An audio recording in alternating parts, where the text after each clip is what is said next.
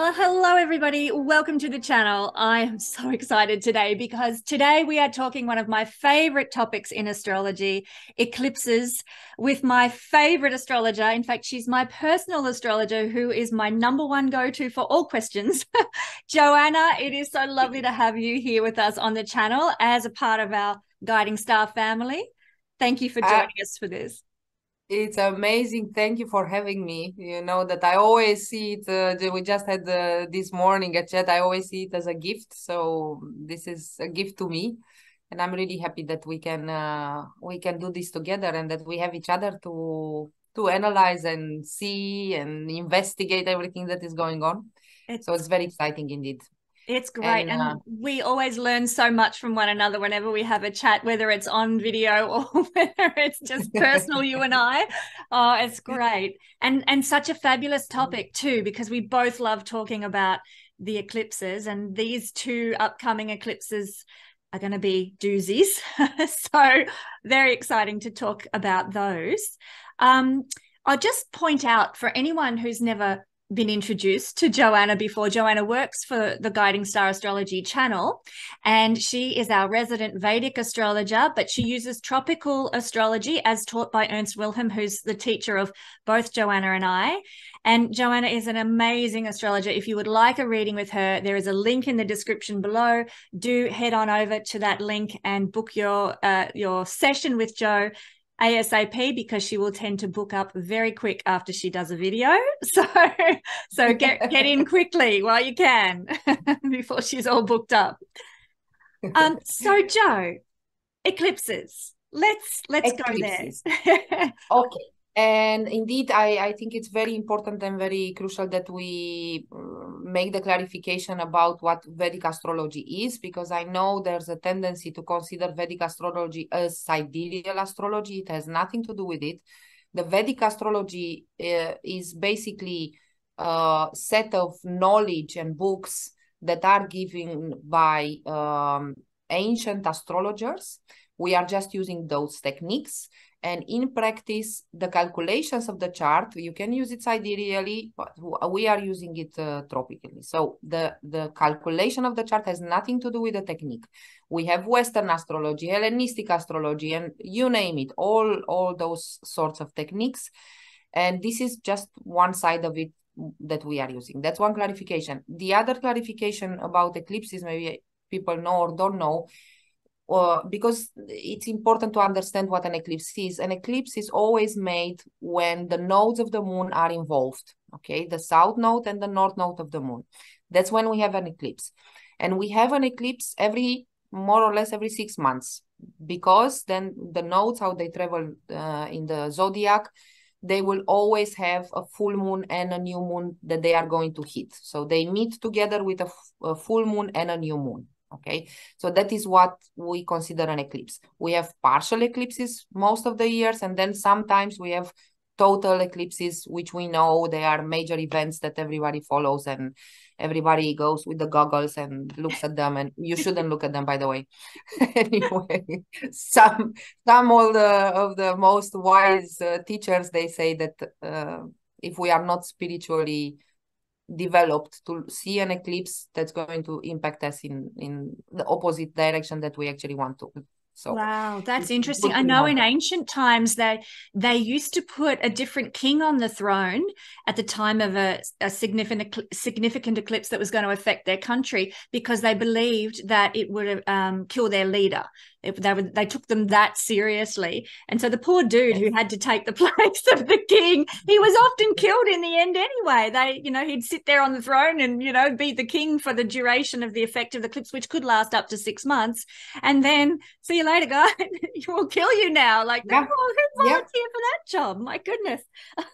Yeah, exactly.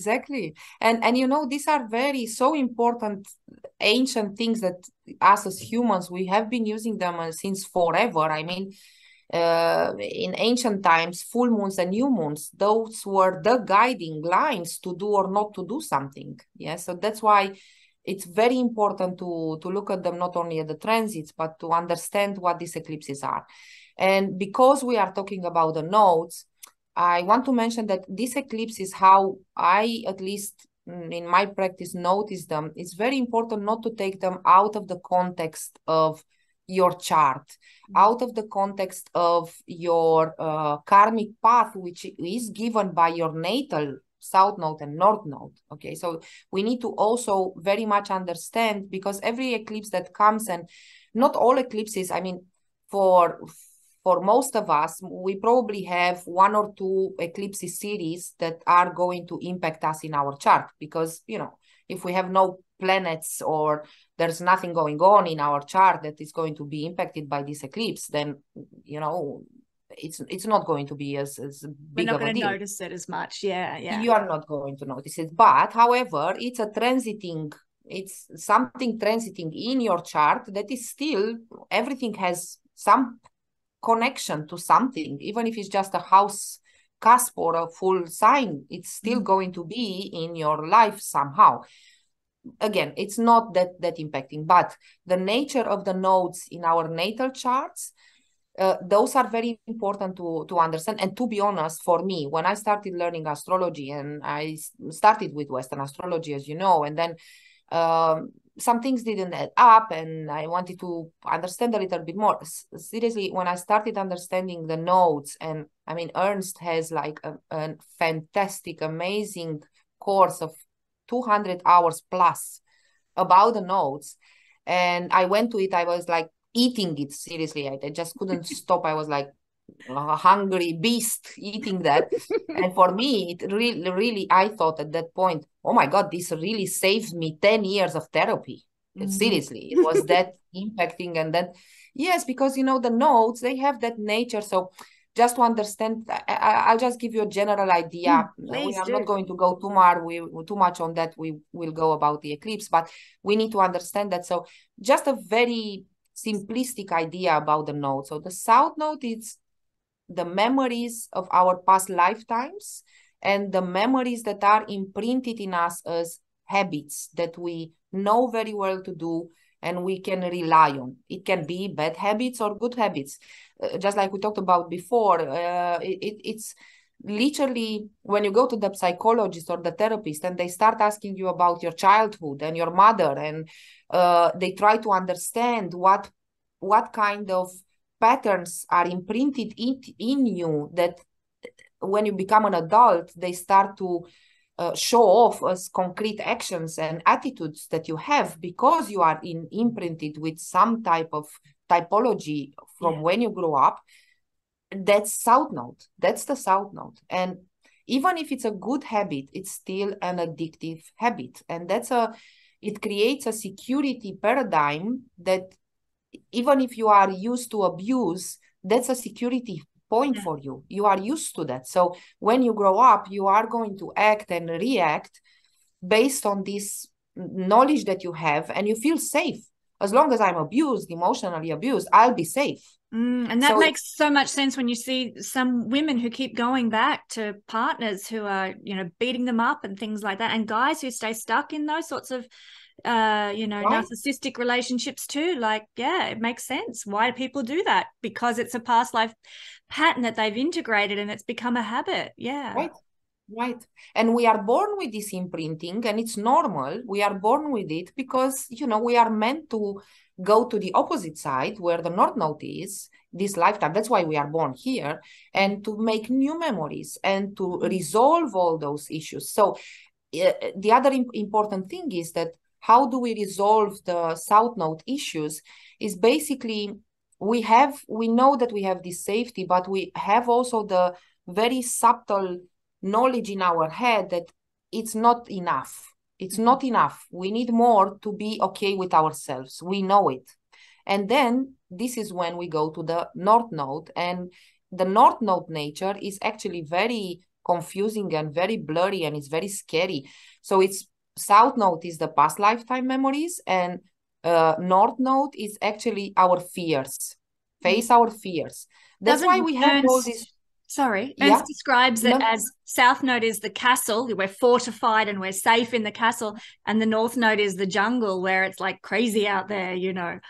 I love that. You don't know what's going on. Yeah. And the interesting thing is also to understand in our chart, because that we all have it. how many planets are on the half chart where south node is, and how many planets are on the other side where the north node is. And we need to find the balance between in our chart where do we find all these planets. So it's not, that's why we need to understand that it's not only about the nodes, it's literally how do we manage those nodes and how do they work. So every time an eclipse comes, even if it's not exactly on, the most important eclipses are going to be when they come 18.5 years where your south node is and your north node is. So those are the crucial eclipses in your life that change completely our path in life. But we will have some eclipses that I noticed. For example, this eclipse, 25th of October, it's going to be a 2 degrees Scorpio. And we have Venus there, which is also a 2 degrees. Okay. Yeah. So, did you want me to show the chart? I can share. Yeah, if you have it at hand, please. Bear with please me. I have it as well opened in a Vedic style, but I think it might be better to look into it. Let's have a look. Okay. So this here, now I can make that larger, I think.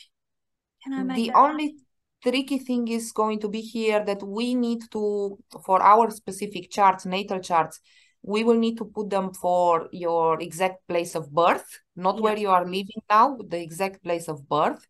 And in general, for the world in general, it should be at Yamakoti, right? Right. Yes. Let me just open that up in a better version. That's going to help us see that might help people better. Now we're looking at the 24th. Bear with me. Australia should be actually quite close to Yamakoti. It shouldn't be far off. Yes. Do you want to explain while I'm getting this up what Yamakoti is? Let's get into Yamakoti at a different, it's the natal point of Earth, basically. So when we say Yamakoti, we say the center of the Earth, right? I'll explain the logic we can have another video about this Yamakoti point, but for anybody who's seeing it, for your personal charts, it's very important to put the place of birth, right? So in the end, it doesn't matter, and we are not going to analyze exactly the Earth chart or Earth events at that point. Of course, we will need to touch on those as well, because this eclipse is quite prominent on relationships with that Venus there, which is the diplomacy planet, and how countries also interact with each other. And we have a very tension moment in the world happening right now. We are on the verge of the visible third world war. It's already started, but in an invisible way, but now it can get a little bit more. Can I just say before we go into that, so put a pin in that because that's a very important topic, but if you're watching this and not just listening to it, I want you, guys, just look at the placement of the planets in their signs, because this is designed for Bendigo, Australia. So, your place in the world is going to be very different. So, this will be Taurus rising where I live, but for you, it could be Sagittarius rising wherever you are in the world. So ignore where all the house cusps fall, ignore the MC and the AC. No, it's absolutely true. Just look at the placement of the planets and the nodes in the signs with this chart, okay? Yeah, so we can see here we've got the sun and the moon. They're going to be at 1 degree actually. Let's get it exact. The eclipse on Yamakoti is going to be 2 degrees. So all planets are at 2 degrees. Yeah. Now you have moon at 3. Yeah, that's more like it. Yeah, that's it. So we have 3 planets in Scorpio, including the moon. Moon gets debilitated in Scorpio in the first 3 degrees. Yes, that's true. I'd forgotten about that. Yeah. So we can, of course, go through all the details of how these planets work out and what they are going to do. It's just important to understand the big lines, and of course we can analyze forever, and we probably could the whole day. But yes, just so we understand a bit what is Scorpio. Scorpio is a dark sign in that sense, because it's the Scorpio stays mostly underground, right? It only stays in the tunnels. It's a very scary creature. It makes itself scared, and it only goes out. The interesting thing about Scorpios is that they cannot digest their food in the dark. They need to be in the sun to be able to digest. Otherwise, it just stays in. They cannot process the food. Yeah, it's very interesting. So they do go out, but it's quite scary. So the nature of the Scorpio is actually not to do things. Okay. So when we have a south node there, the safety, also in a natal chart in Scorpio, you will feel always safe if you are not doing as much.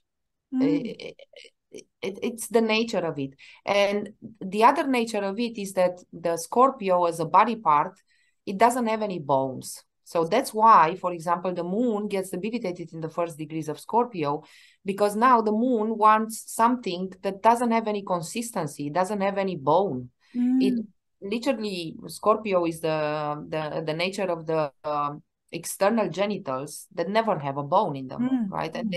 And they are very short-lived. I mean, we always hide them, right? Just like a Scorpio. It's our nature, right? So it's mostly, this safety of, I don't need anything, right? So that's the nature of the Scorpio. The Scorpio people, they don't need anything.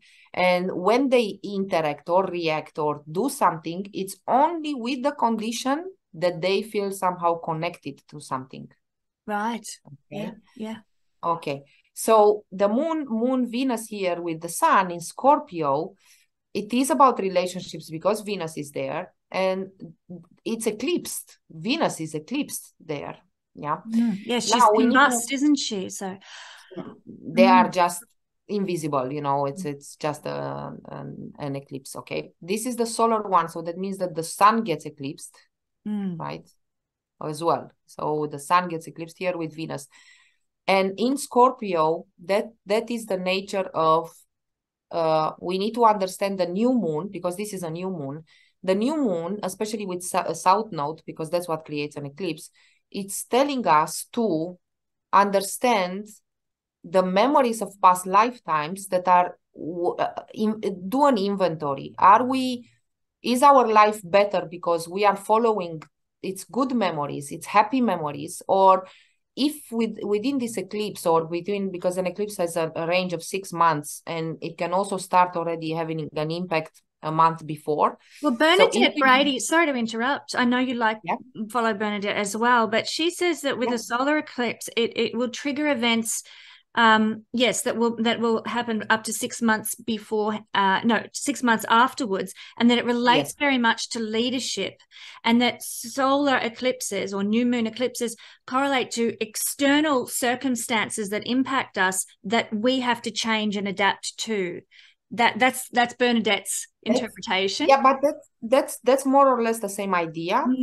We just throw in the south node here and we say, yes, we need to do something new and we need to let go of some habits that we have been doing, just like we talked about, psychologically in an under subconscious way, because of some imprints that we have, and it's other bad habits or good habits. So we need to understand them and let them go, so that we can make space for something new. And indeed, a new eclipse makes the new moon. We need to start something. We need to let go of something and we need to start something else. But it's all about our good or bad habits. When it comes to Scorpio, it's all about our inner, very, very inner specific needs of connectivity. And then we understand that we are connecting to something, because Scorpio only wants to act and react and get out of the tunnel or the darkness only when it connects to something. That's the nature of Scorpio. That's why it's a very good intuitive sign. Don't get me wrong. I mean, people with very strong Scorpio with good planets there, amazing. I mean, it's fantastic there, right? You should know. Yeah. But it's also, I have Uranus in my first in Scorpio, so yeah. But it's good. It's that kind of connectivity. But now with this eclipse, we need to understand that we have been connecting if it didn't work out, that we've been connecting to something because of a bad habit that we have from a past lifetime, and we need to let go of that habit. So a new chance, a new opportunity to connect to something else comes in, that you can start something new. Especially, ascendant Scorpio people, it's also about relationships, because it falls on the axis of first and seven.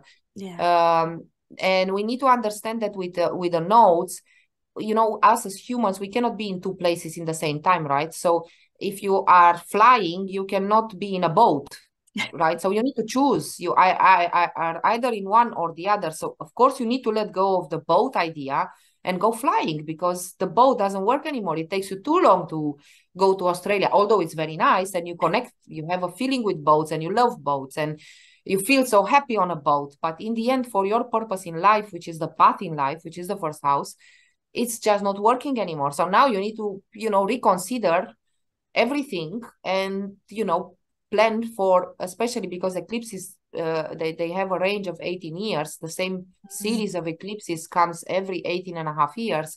These are very important things. And you need to take it in the context. Again, I want to emphasize and focus. Don't take it out of the context of your chart and what is going on in your solar return, what is going on in your dashas, if you are using the dasha system, which is based on moon's nakshatras calculations. And don't take it out of the context of this series of eclipses that you had experienced 18 and a half years ago. Yes. Which was end of 2004. So we need to understand Bernadette Brady's theory works fantastic. And she gives there some insights about all these series, the Saros series of eclipses. So remember, even if the eclipses, they don't necessarily need to be very concrete.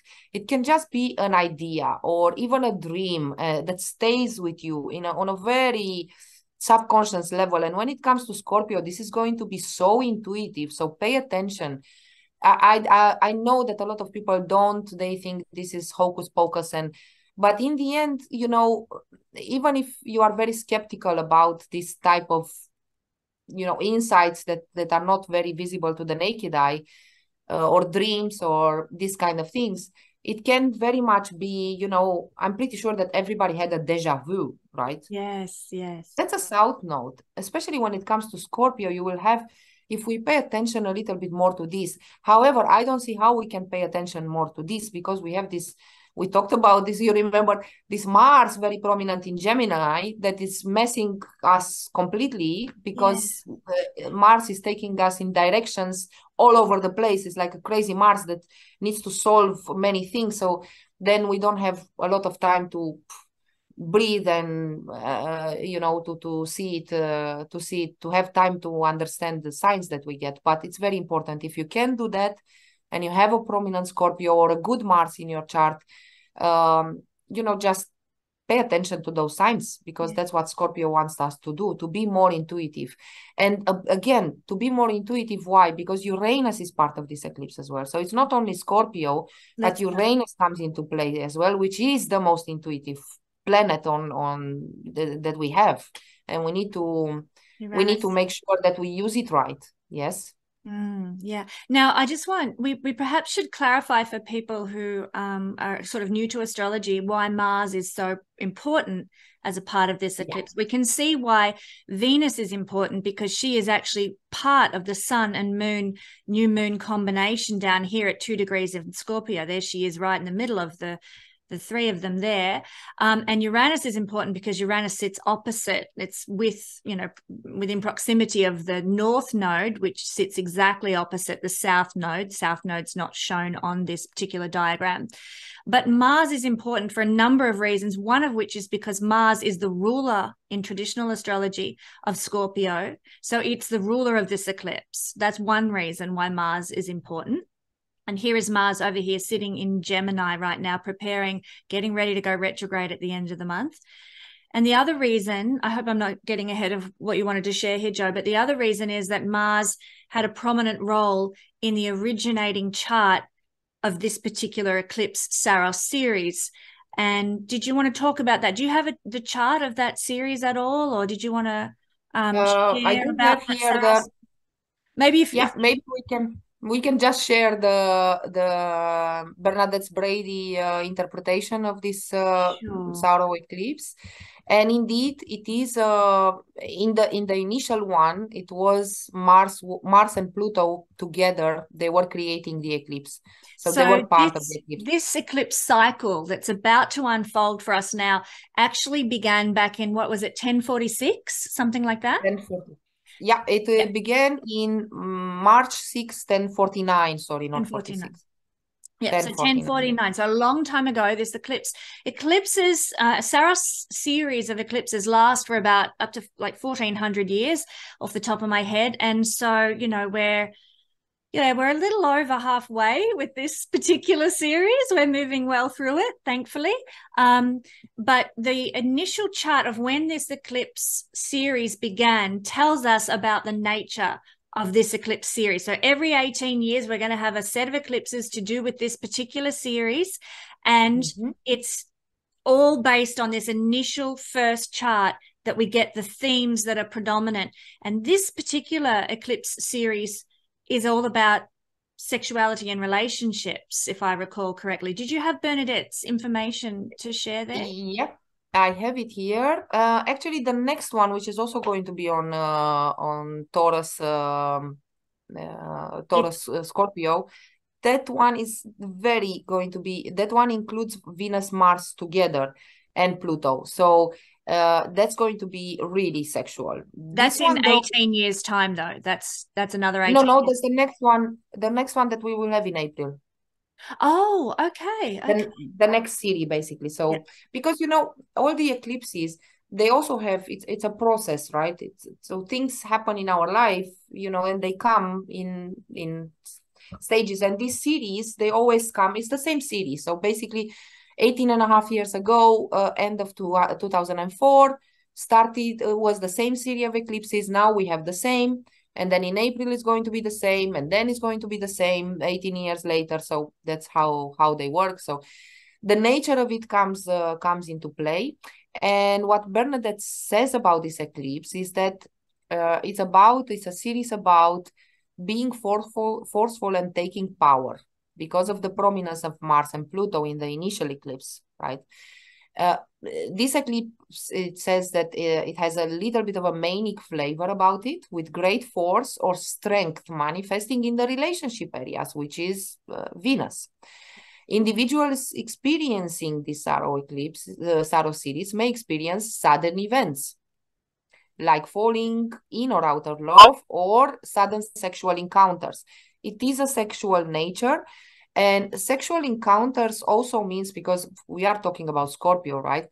But sexual encounters, you can also see it as something creative and productive that you do with somebody else, just like a sexual encounter, right? It's not only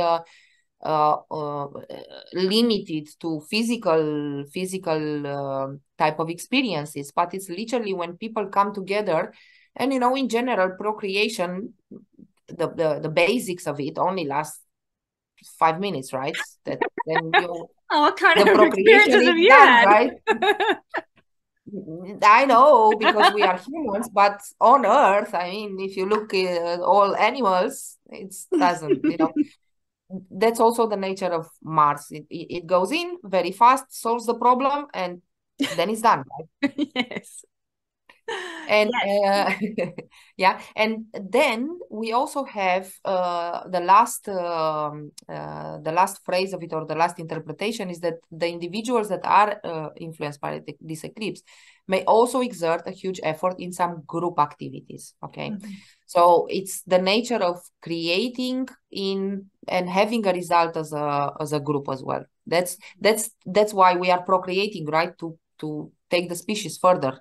So it has an impact on everything else, right? And the other important thing is why Mars is also important. And look, Venus is part of this eclipse in exact same degree with Sun and Moon. And it also rules Taurus, where the North Node and Uranus are. True that. Yes. Yeah. So that's another, important element that we need to consider. And both Taurus and Scorpio, they are fixed signs. Okay. So there's something that we need to put, to take it to a solid ground position. That's the nature, what we need. That's what we need to do. That's the scope of fixed signs. Taurus is a very financial sign. So of course, there's going to be a change and new impact, a new idea on how we deal with our finances, on probably on a global level. And there are many things that are, Uranus is there, which makes it for things. We know the nature of Uranus. It's just a flashlight, thunder, lightning, things that change things from one moment to the other. Yes. So yeah. Very fast, very rapid, very like flicking the electric switch and you get a complete change. Yeah. Exactly right. And being with the North Node, and especially because the full moon, so the lunar eclipse, which is going to fall on 16 degrees, well, actually 1558, I think. 1558, the full moon is going to fall in Taurus with the North Node and Uranus there. The full moon, what it wants to show us, it wants to put a light on everything, because that's when the moon is the biggest, and we have the biggest light on Earth, right? That's the full moon. So what the full moon wants to show us here is actually, it wants to show us our deepest inner creativity, which is Uranus, okay? With the North Node there. The North Node wants to show us what we've been fearing, that and the North Node is also, what is interesting about the North Node, because it's so foreign concept to us, what the North Node is. It's assumptions, basically. So we make assumptions about the future. That's the future. The North Node is our future, but we don't know the future, right? So we make a lot of assumptions, and this eclipse, this lunar eclipse with Uranus there, it wants to show us the assumptions that we made wrong about who we really are, because that's the nature of Uranus. It wants to show you your very inner creativity and who you really are and what you really need. So basically, this new moon, which is happening on the 8th of November, everybody. This is the following eclipse. So we've got one eclipse on the 24th or 25th, depending where you are in the world. And then the following one 2 weeks later, which is on the 8th of November. Sorry to interrupt, Joe. I just want to no, please, very good clarification. That's the full moon, indeed. And they are part of the same eclipse series. Yes. Okay. Yes. And so this chart here that we've got up now, this is showing the 8th of November eclipse, which is quite a doozy. You can see this T square here. You've got Uranus and Moon conjunct close to the North Node, squaring Saturn. And then you've got Mercury and the Sun down here in Scorpio, all forming part of this T square, which is pretty heavy duty. Sorry, Joe, carry on. No, that's a fantastic point. And also keep in mind, you remember the teacher, Ernest, he explains that this Saturn squaring here, in general, when there's a yoga, when Saturn squares the Sun and the Moon, that's the idiot yoga. Idiot yoga. Okay, I hope no one watching this has that in their natal chart. But yes. Like he had a number of examples of how that played out, I think, from recollection. Yeah. So basically, with Uranus there, it's going to show us what type of idiots we have been, right? For the last 18 years, especially if you have planets there, for the last 18 years, we've been doing something that we had a lot of assumptions about, that it's good and that we know what we are doing. And this is putting a light on, saying, no, it's not working, and that's why it's not working. And then, 2 weeks before, you already know that there's something that you need to change. And then 2 weeks later, 8th of November, the light comes on, and then suddenly, okay, now I know what I actually need to do. So and you can see what an idiot you've been for the last 18 years. Great. I'm looking forward to that. Exactly. But we all do that, and that's why I'm fascinated about the eclipses, of course, because I am fascinated about the nodes. And I think probably at one point maybe we will talk about it more in a more teaching kind of way, we will. Nodes. Maybe we can just go through them as signs and houses. How do we need to work with them, and what do they mean, and what do we need to do with them when they conjunct planets, or what's the nature of, for everybody to have a better idea. And the interesting thing is that, you know, Saturn and especially Aquarius, like Aquarius is the common man. Yes, that's the sign of being blend into the crowd and the common man, right? So this eclipse is squaring, you know, the nature of us humans. That's us. Saturn is us. I know that a lot of people, and you can say, you know, we can consider, because Saturn rules the rules Capricorn, which is the natal natural from Aries, is the natural 10th house. So you could say that's the authority. When it comes to the nature of the planet itself, Saturn cannot be a king, right? It cannot be an authority. It's the common man. It's all of us. It's the servant. It's the cleaning lady. It's the most common thing that we can do. And Aquarius is also the sign for that. So this eclipse squaring this Saturn, it's also about, you know, globally, we need to have a better understanding of what type of idiots we all have been when it comes to our finances, and when it comes to the values of literally a value system. That's the nature of Scorpio, because when you connect to something, you value it, right? If you have the wrong sense of value, and now I don't want to be judgmental on anybody, but I see, especially I've been traveling a lot the last year, North Node kind of craziness. I've been noticing a lot, you know, especially in young people. I don't want to say that it's their sense of value. I don't want to judge them, but you know, all these pumping up and lips and all these things, and they all look exactly the same. I mean, what is the value in that? How is that going to? I'm always wondering. It's just a personal thought, so please don't get me wrong there. I'm totally for this kind of why not? I mean, it's at our hand, and they are actually meant to correct people that have had accidents, or so it's fantastic. It's a fantastic asset, but like any asset taken to the extreme, if you don't have any, I'm totally for, if you need to correct somehow your face because, you know, it needs a correction, why not? I mean, not a problem at all, don't get me wrong, but when it's taken to the extreme and it has no value and it doesn't improve your life in any way, it's a waste, right? So this whole sense of, but that's the connection. That's the sense of connection. So when you connect to something, it means that it has value to you, right? So that's the nature of Scorpio, which wants to narrow down the connection, because otherwise, if you connect to everything, it's not special anymore, right? So do you think that desire in like the millennial generation is a part of connecting to their group, connecting to their tribe? You know, oh, everybody looks like this, and so this is what beauty is, so we'll put the Botox in the lips and the butt implants in the butt and all that sort of thing. It's a desire for connection. It is a connection, right? Because otherwise you feel rejected. You know, so you will put everything, all your efforts to be accepted and to be validated, and of course you will want to integrate in the group. So, and do you think that you've noticed that in the last year because of Saturn in the sign of the common man and the masses, the common people, and is that why you're mentioning that?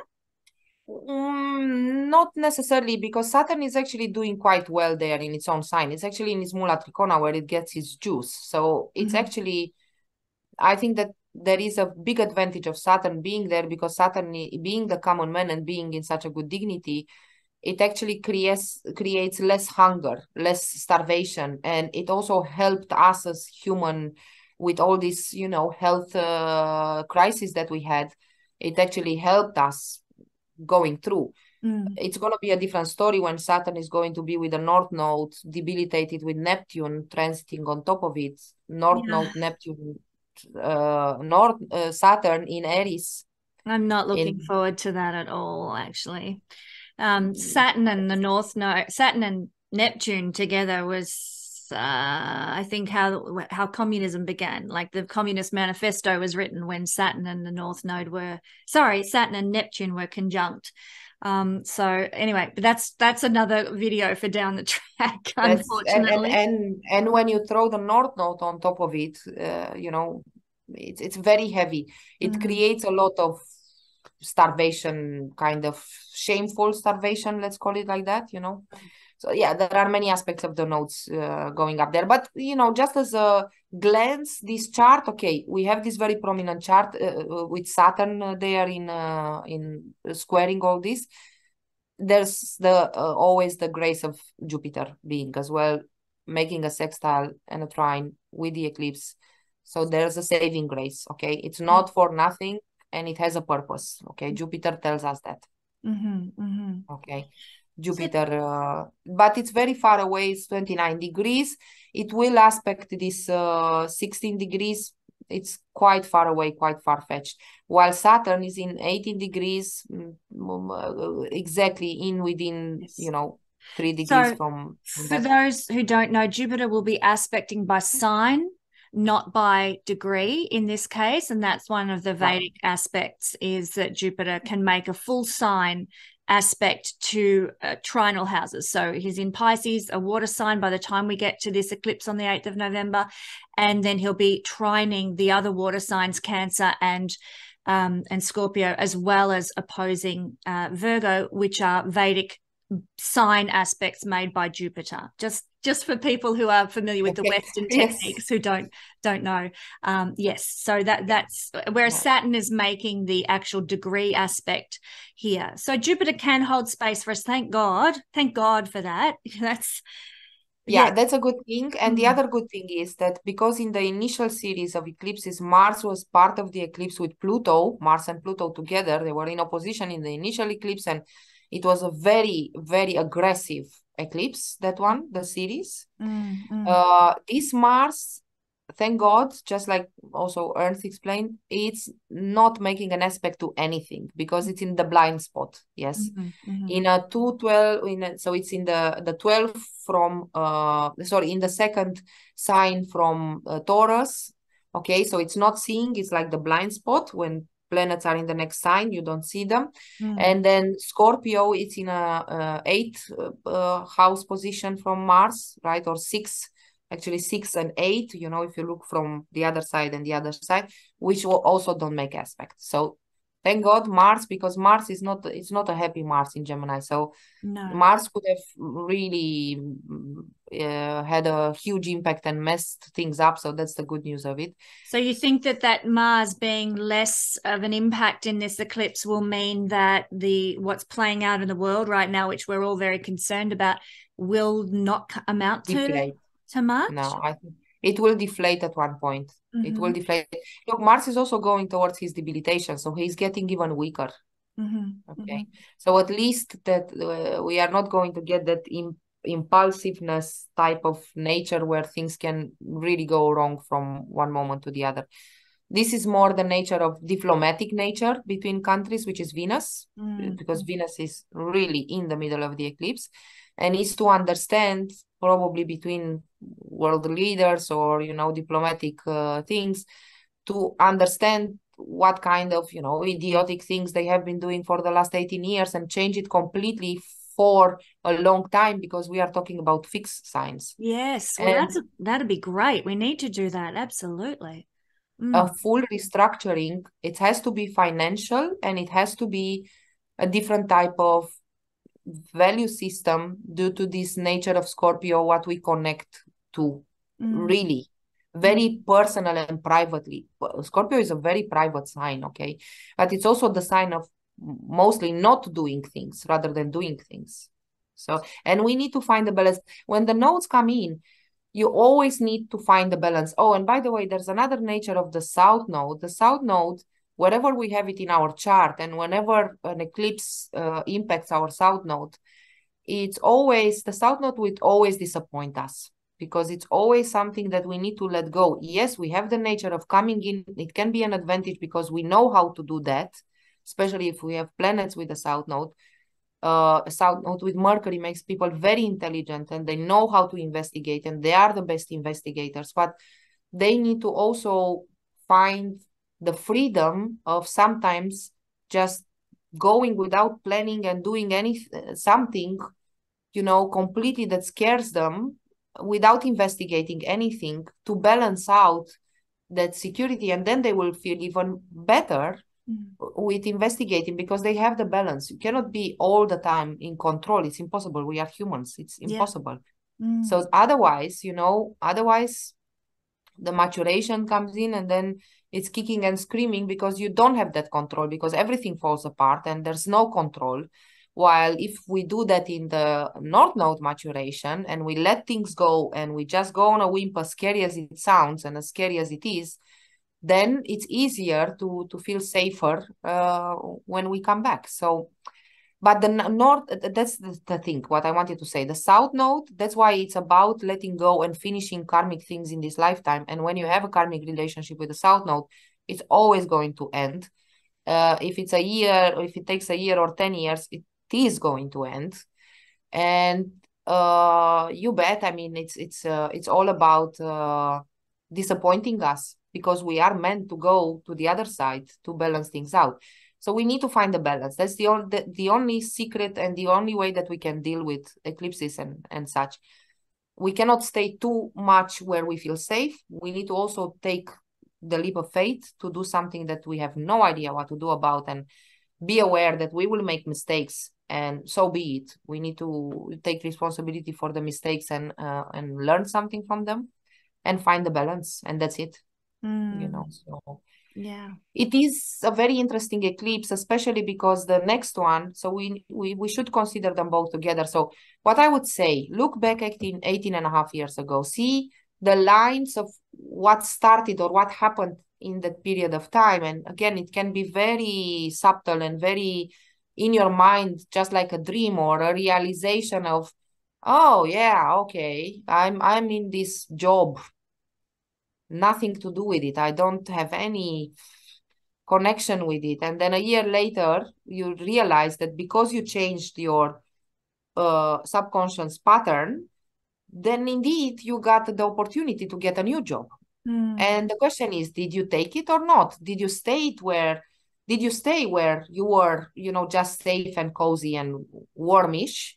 Or did you actually go for that? And now 18 years later, you are going to realize that what happened then, if you took the job or didn't take the job, what happened there, your decision has actually either made you miserable for the last 18 years, now it's going to come to light, or it actually made you happy the last 18 years. So it can go both ways, especially when it comes with Uranus. And that would put a light on of thinking like, oh, okay, that's what I needed to do and I didn't do. And now it's your chance to start something completely new and let go completely of that old habit of what was imprinted at that time. So yeah. And there's another interesting thing, because keep in mind, this Saturn, we are talking about this Saturn in Aquarius, and I have been seeing a lot of people lately with this Saturn transiting their moon. Okay, so we have a lot of people with moon in Capricorn, Aquarius, Pisces. And again, when it comes to concrete predictions,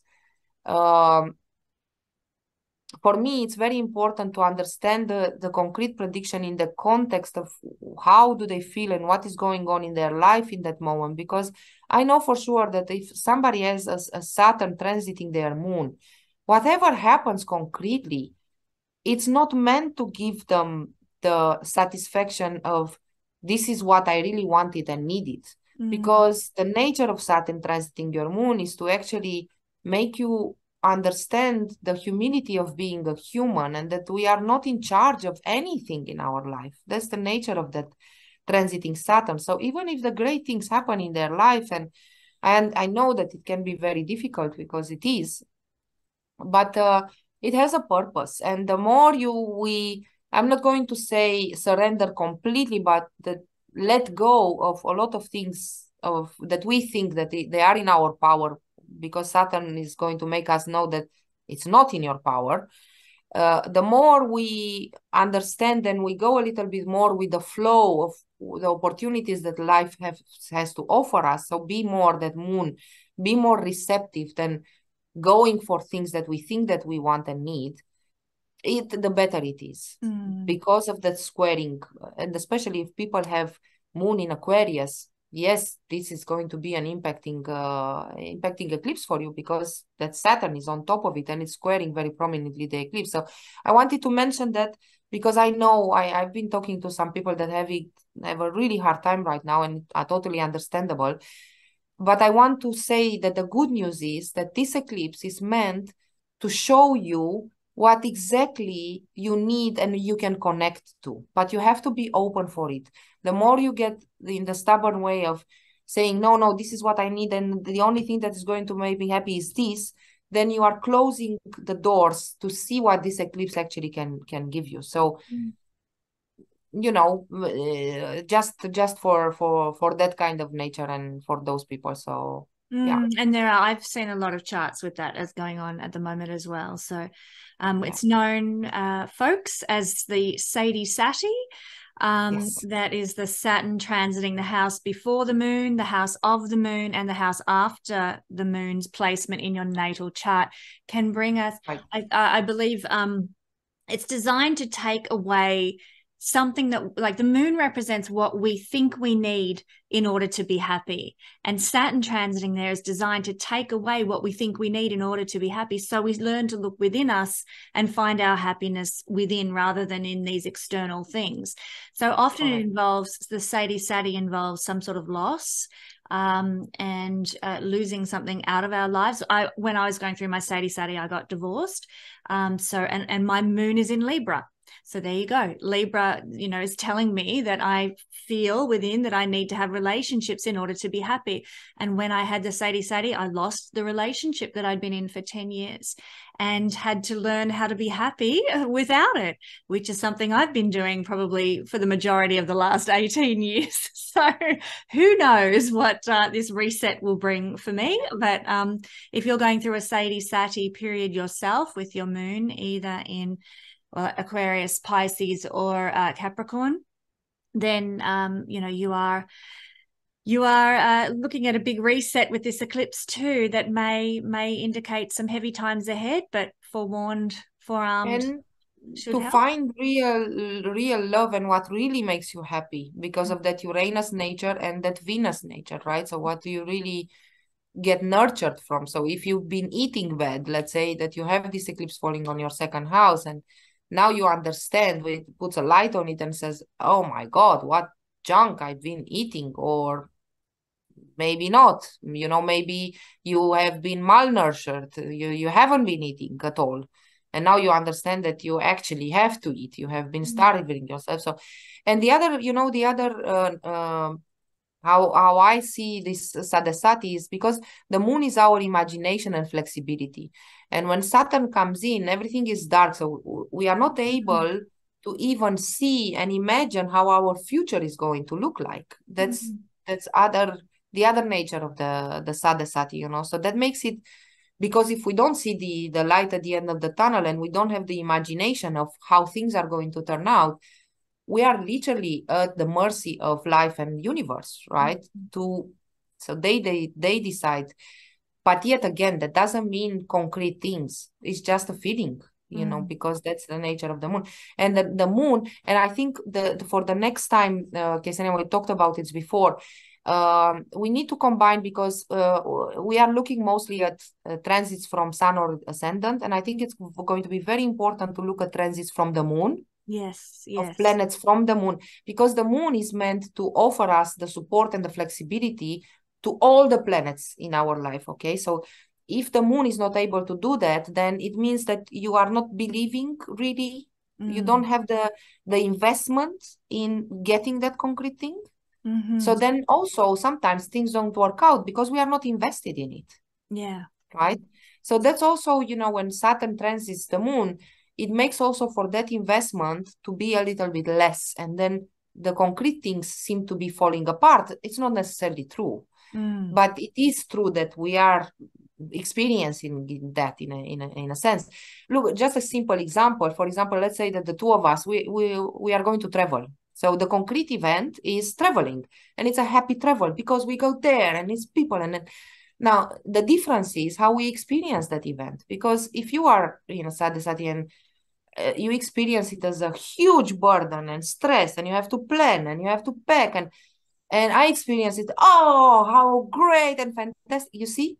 So that's why my message is, when it comes to concrete events, I don't like to take them out of the context of everything around, because, we are waiting for concrete things to make us happy. That's not necessarily true. Something concrete, and maybe the same event, if it would have happened 2 years ago, it would have been a completely different story, or it would have made you happy at that moment. But now the context of your life is completely different. So now, let's say you've been praying and wishing for that event to happen 2 years ago, and it didn't happen then. And now the context of your life is completely different. And then that event happens. It's like, I don't want it now. Yeah.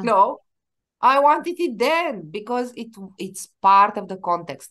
So the more we understand, I think the best solution for any astrology type of interpretations is to the knowledge. The more we understand, we are already 3 steps further in answering all the questions. Yeah, that's true. So I need to point out for people, like, now they're probably shivering in their boots if they've got a moon in Aquarius, Capricorn, or Pisces. But I need to point out that there's only 3 places where Saturn will actually give you something in his transits from the moon. Yes, The very good. rest are all shit. So most of us are always going through a really rough time with Saturn and his influence from the moon.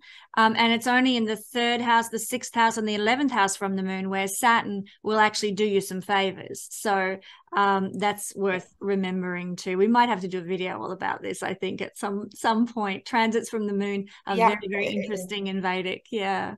Yeah, and also I see it, I have in all the charts that I've been looking, Saturn transiting the 3rd, 6th, the 11th from the moon. And I talked to people, and I made some investigation on my own, some statistics.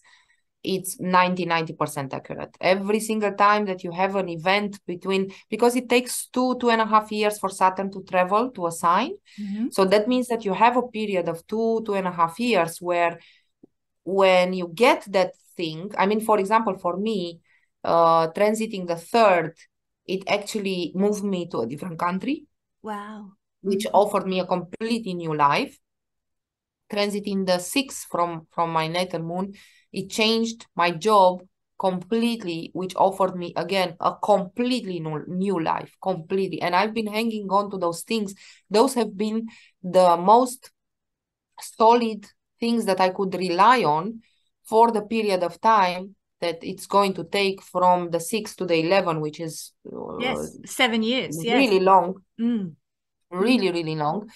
That is really helping me to hang on to this job that I have, that it's giving me the whole stable life that I can have right now. And it's beautiful. And I love my job. I'm very happy with it. But whatever happens in life, I have this, Yeah. And it also gave me astrology. So yeah. Saturn was transiting the 3rd from my moon when I began my astrology practice, and I bought a house, or invested. The bank owns it, but it was amazing for a single mother in Australia to be able to buy her own home. So these are blessings that I received during Saturn's transit from the moon that have held me in good stead all these years after, which is, I'm very grateful to Saturn for that. So I'm actually coming up to another positive Saturn transit of the moon, from the moon, when he moves into Pisces. So I'm excited for that transit, Yes. Yeah, even though most people would be like shaking in their boots about Saturn transiting their first house, I'm actually, bring it on. It's going to be great. No, Saturn transiting your first house is actually very good. It says, look, you don't have time to lose anymore, and it's time to, you do the cleanup. You completely clean. Yeah. Everything that you don't need, and you are just, very, very brutal throwing things out. So you bet. He's And not cleaner, throwing things isn't out he? Yeah. even. Yeah. It's a good, yeah. North Node is getting closer by the time. I know. Closer. So I don't think you are going to experience a North Node with a Saturn in your first house, because that's brutal. I had it, and it was brutal. What It's really, happened? it's just extremely confusing. And especially if you didn't go through your North Node maturation yet, if you get that kind of transit, if you already had the Saturn and North Node maturation, Saturn matures at 36, North Node at 42, but it starts between 39 and 44, let's say. That's the window of the North Node maturation. If you don't have that and you have this kind of transit before, that makes it, it's just when planets are not matured yet, they are just like children that you cannot rely on, you cannot count on, you don't know what to do with them, So North Node in the first house, it creates a lot of confusion about everything that you have in your life, your whole path, right?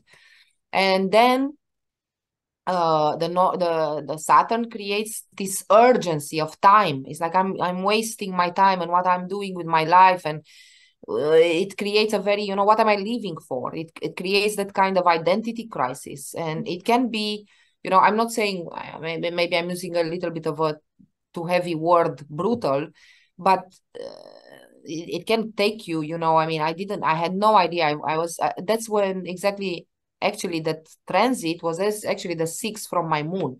Right. So what happened is that I was not looking for a job. I was literally hunted down by these people. They wanted me so bad. They were calling me twice a week for 6 months almost, for 4.5 almost. For 4.5 months, they were very consistent. And I said, no, I'm happy with I don't want to go. No, but just come, we will just have a talk and we'll show you. And finally I gave in with this transit, but it was very confusing for me. I had absolutely no idea. It was like jumping off the cliff without a parachute. I didn't want to give up my stable, income and relationship to go for something that I had no idea what it is. And it turned out to be better than I expected, so yeah, so that's, managing assumptions, because that's what the North Node, like we talked about, the North Node is making a lot of wrong assumptions because we have no idea what we are talking about. So we are expecting something from the future. And believe me, with North Node, you never know what to expect. And you just need to, go for it and see how it turns out. Just be open for the idea that, yeah, you might break something. Okay, take the responsibility and see what you can do to fix it. So yeah. So Jo, what would your summation message regarding these eclipses be for everybody? How can we handle them to the best of our ability as we head into eclipse season now? I would say take advantage of this Saturn being in its own sign and just chill, lay back, and lay low profile. So low profile, just sit back and watch what happens. Okay. And pay attention to, of course, if you need to do things, you need to do things. But and there's another interesting thing that I wanted to mention about this Saturn, for example, or this Mars being starred there. Whenever we have a starvation, we need to compensate. Okay. So the nature of this eclipse as well, just watch it and see what are you doing in your life that is out of compensation, that it doesn't come out of a need, because that's what Uranus and the lunar eclipse wants to put the light on. It wants to say, see if this is who you really are, or you are doing this because you want to compensate for some lack that you don't have. Okay. I would say just sit back, observe, and be prepared to start something new that you really connect with. But you need to first understand what you want to, what really, really speaks to you, But you cannot do that if you are all the time trying to overcompensate. So you are doing all the time things, because that's what's going to pollute your mind about the things that you really need. I'm not saying that in the next 6 months, it can also be something that is very painful that you have to deal with, right? And that will show you, especially if you have planets in Taurus and Scorpio. If you have a lot of planets there, you bet it's going to impact one of the planets. It depends what it rules, because relationships, what type of relationship? If you have the ruler of your 3rd house, it's going to be your teammates and your co-workers, right? Those sorts of relationships, yeah. Those are, so maybe you are doing extra work for some coworker, and then you suddenly realize that because you are doing that, you are not at home with your family. So now you understand that you overcompensate because you want to be liked at work and you want your coworkers to like you. But then you understand that is actually impacting your health and your family life. So you are overcompensating. So now you need to go back and say, okay, I can do my work, but I need to redefine my third house, right? How do I relate to my coworkers? It doesn't have to be bad, but you need to redefine it. You need to take a different approach. If your seventh house ruler is there or Venus is there, you bet, then we are talking about, definitely, we are talking about relationships. So you need to redefine. It doesn't necessarily need to be a breakup, but it can be, breakthrough. Again, we talked about the difference between a breakdown and a breakthrough. So it's your choice. You can break down and then it's going to take you longer to make the breakthrough, but there's no other way than up. If you break down, you can only go up. It's the gravity nature. So you decide in that moment. Or if it falls on angles, also very important, if any eclipse that falls on angles, because the angles, also the fourth house is the ground. If you look at the chart, the chart sits on the fourth house, right? Yeah. So, and it's the house of our happiness. So when an eclipse falls there, then it's literally showing you what you have been overcompensating, maybe with food. Look, I'm no better than that. I'm also overcompensating with shoes, for example. I have seriously, whenever to me. yeah, but you see, but I know that it's a bad habit of overcompensating. I know that. However, I cannot stop it. When eclipses come, it's part of the process of understanding a little bit better and getting to the evolution where we need to be in this lifetime, because that's why the nodes are involved. So for me, this eclipse, I'm hoping that is going to put a light on. I know some of the things that I'm overcompensating for, or I know what triggers the overcompensation when I feel a lack of specific points in my life. Then I feel the need to overcompensate by, we all do. It's something very stupid, right? I mean, who needs more than 10 pairs of shoes? I'm just saying. Well, obviously me, because I'm overcompensating. It's not that I need them. But yet again, and this eclipse will put into light more and more some other things. And then I'm going to solve those internal things. And the next time that they come, instead of 10 moments that I'm overcompensating, I'm only going to overcompensate for 6 or for 5. Let's hope so. And then the next eclipse, the next time that this eclipse comes, 18 years later, maybe I will only overcompensate for 3. So you see, it's always, we see as a... I like that. I like that. The eclipse series represent our evolution, and that's what the nodes represent too, the soul's evolution, to leave something behind and move into something new. And the eclipses are these trigger points that are going to help us on our journey from leaving the south node things behind and moving into our destiny, our purpose, our north node. I love that. I love that.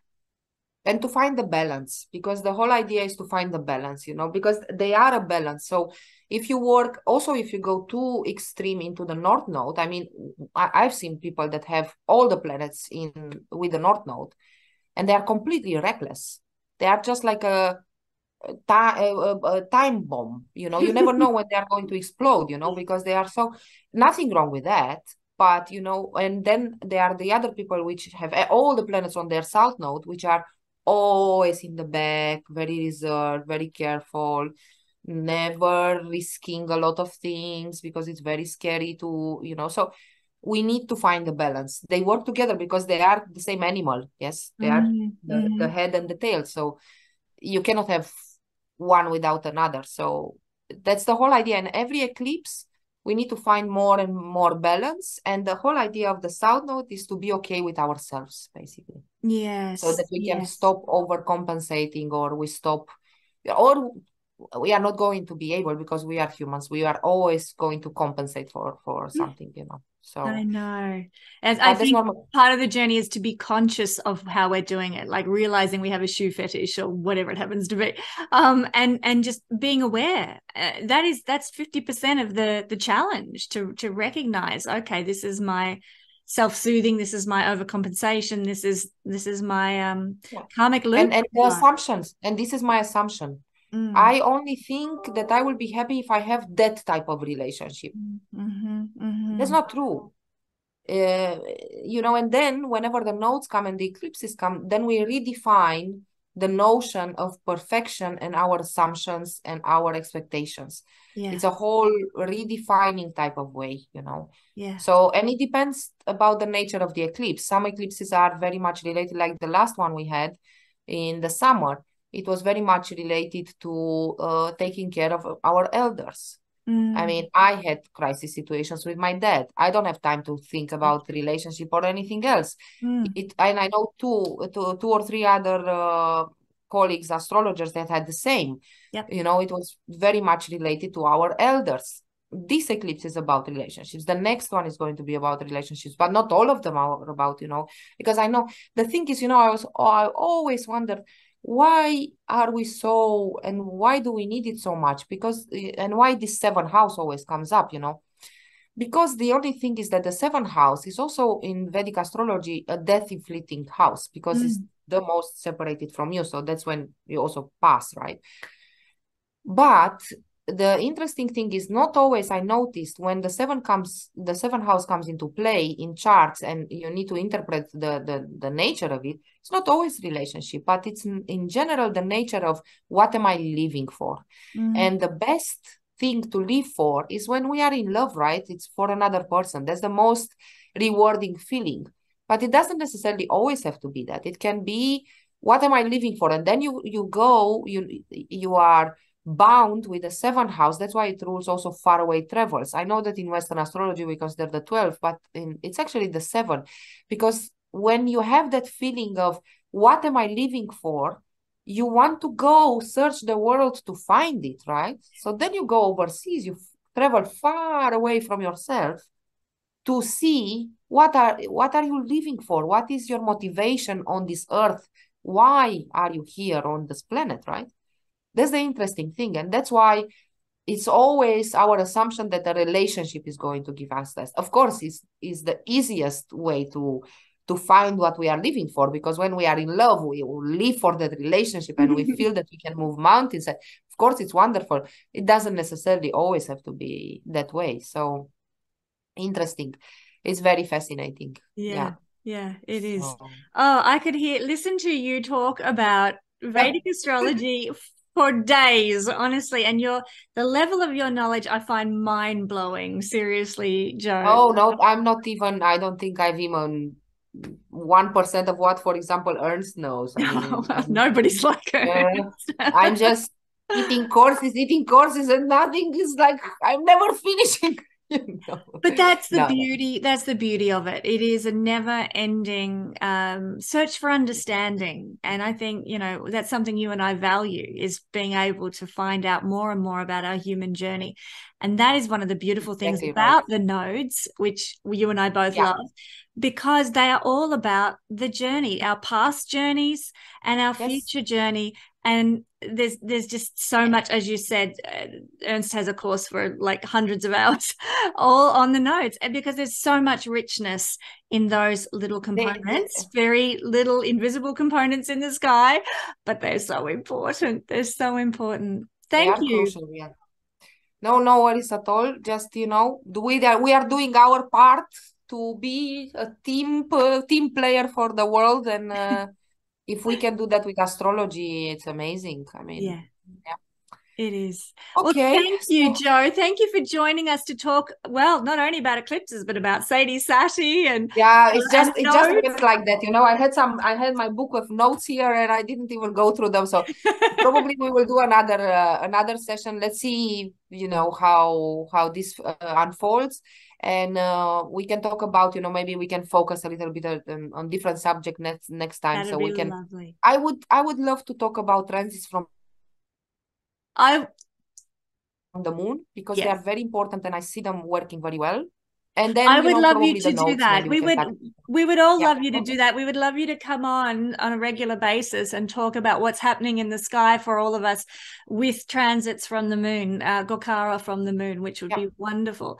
So yes, we will have you back to do that. Let's set it all up. That'd be great. Okay. But thank you so much for joining us for this special journey, and good luck with the eclipses, everybody.